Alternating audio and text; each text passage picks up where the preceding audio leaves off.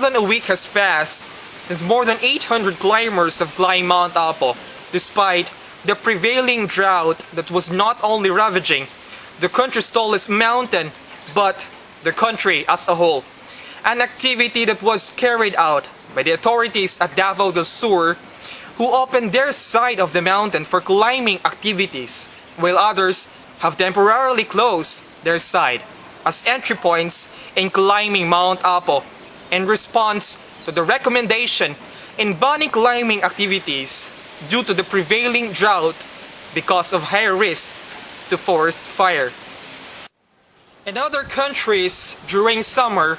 where the probability of forest fire is high, the mountains are actually closed for any climbing activities, despite the fact that they have enough resources and capability to put off forest wildfire. How much more in Mount Apo, that was not only being ravaged by hot summer, but also the intense heat of drought. Yet the authorities have failed to recognize this and still push through their plan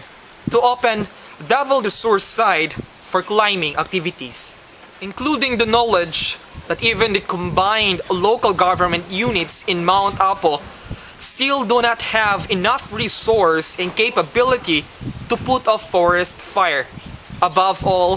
the fact that Mount Apo is a vital life-giving resource for us all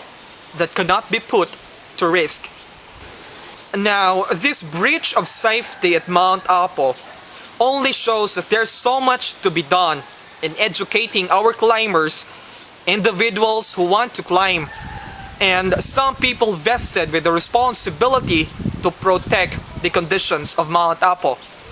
on the importance and essence in mountain climbing.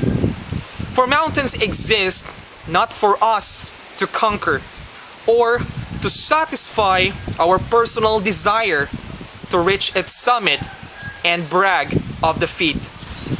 Mount Apo is truly a tribal god's abode that provides us the air we breathe, the water we drink, and other life-giving sustenance, as well as mitigate global warming and climate change, that mountains should be revered. Climbing mountains is actually in essence communing with nature, that to care, pay reverence, and feel as one with the mountain, knowing that our life beat as one with this life-giving resource, taking cognizance when a part is destroyed, it does not only affect us, but the whole. That aside from communing with nature, it also calls for us to fulfill our innate obligation and the shared responsibility as caretaker and guardian of this living mountain. And I am sure that if only those more than 800 climbers have climbed Mount Apo during the Lenten season have internalized this very essence, surely they could have imposed upon themselves to postpone their climb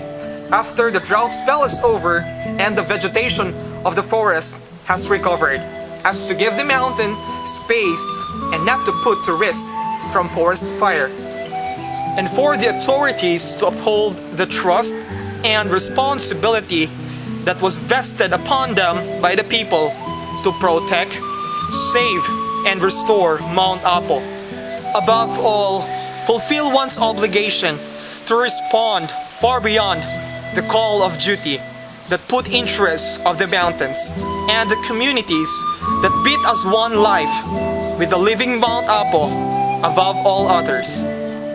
Never will the mountains be put to risk for economic gains or exploited.